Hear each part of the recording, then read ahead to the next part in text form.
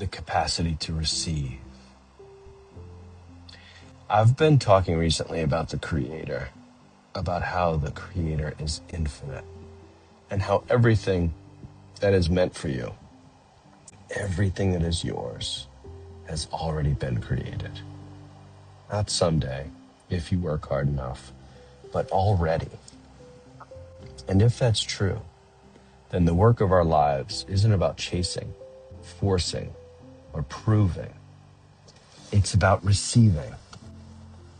It's about cultivating the capacity, internally and externally, to receive what is already existing for us. When I talk about receiving, I'm not just talking about big, abstract, spiritual ideas. I'm talking about very simple, very human things. Receiving love, receiving a compliment without deflecting it, receiving money without shame, receiving support without feeling weak, receiving rest without guilt, and also receiving beauty, receiving nature, receiving laughter, receiving friendship, receiving the presence of another human being without armor, receiving life.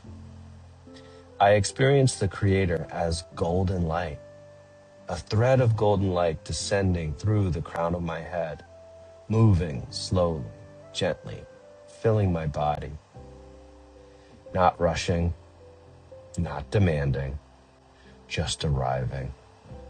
And if you had told me 4 years ago that I would be talking like this, that I would be believing this, I would have told you that you were out of your mind. I didn't believe any of this was real. I didn't believe in energy. I didn't believe in connection.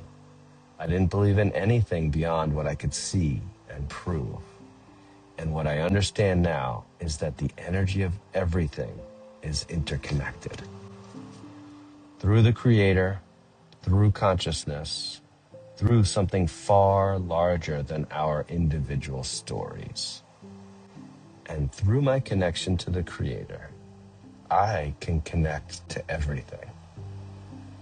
So, when I talk about building the capacity to receive, I'm not talking about bypassing pain. I'm talking about facing the difficulties of our lives with curiosity and courage. Curiosity is the value that changed everything for me, because curiosity allows fear to exist without letting fear drive my life. Fear still shows up. Fear still speaks. Fear still warns. But it no longer decides who I become or how I react. I can sit in curiosity. I can stay present. I can remain at peace with the world, even when it's uncomfortable. Learning to love myself, really love myself, including the parts of me I judged as unlovable, has required an extraordinary amount of courage, because all of us carry inner children, not as a metaphor, as a lived reality, parts of us that were cut off during moments of survival, moments when we didn't have the capacity to feel what was happening, moments when it wasn't safe to be soft or honest or vulnerable. So we adapted. We pushed parts of ourselves away. We said, I'll never go back there. I'll never feel that again. And we moved on, or at least we thought we did. But the truth is, those parts didn't disappear. They waited. They held the grief. They held the fear. They held the shame. And often, they also held our creativity, our sensitivity, our joy, our aliveness. So when we abandon them, we don't just lose pain, we lose gold. When I approach those inner children now, I don't expect them to trust me immediately. there's hesitation, there's resistance, there's fear. Why wouldn't there be? I left them.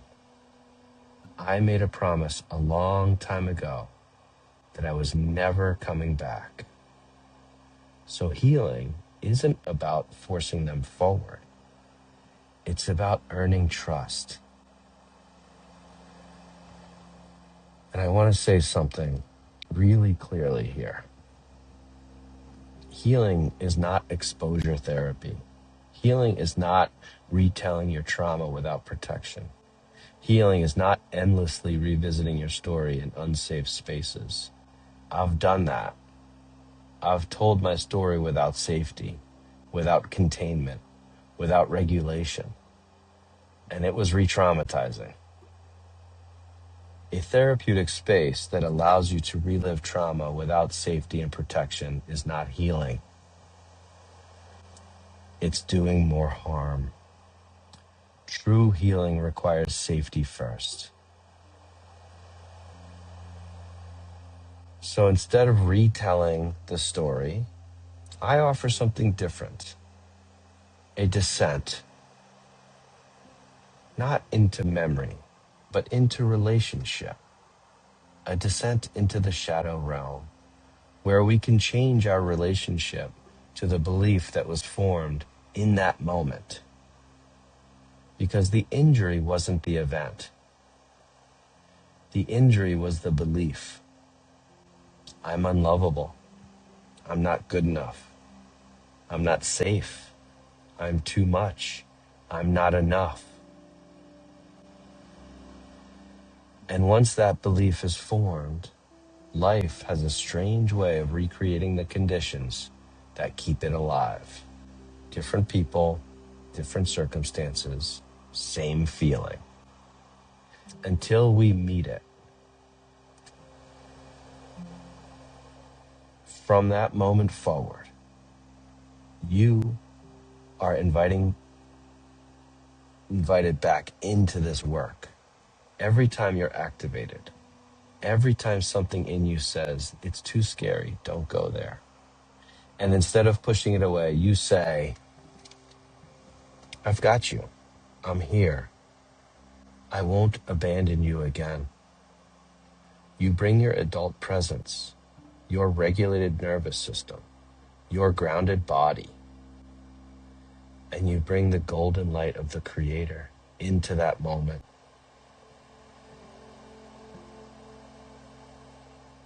This isn't about fixing the child.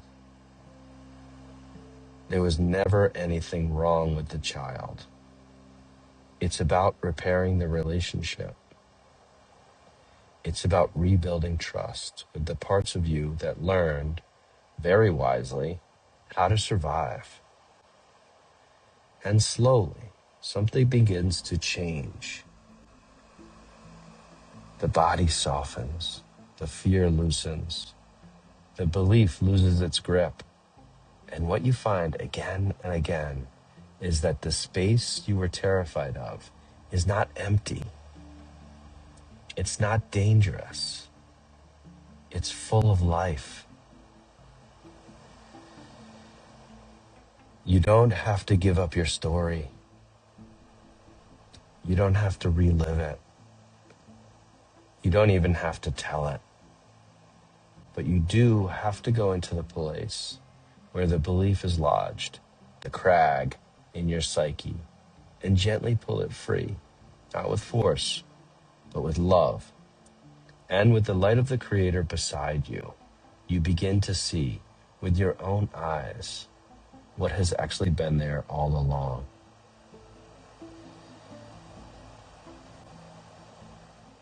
This is how we increase our capacity to receive, by reclaiming the parts of ourselves that were exiled, by restoring relationship, by building safety, by choosing curiosity over fear.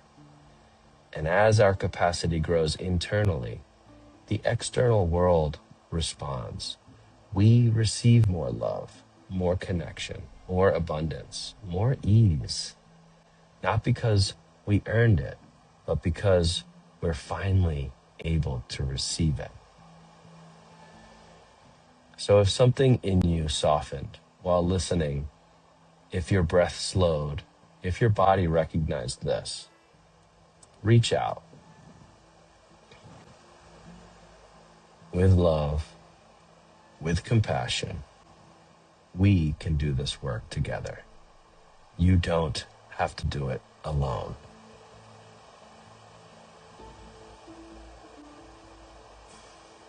Thank you for being here.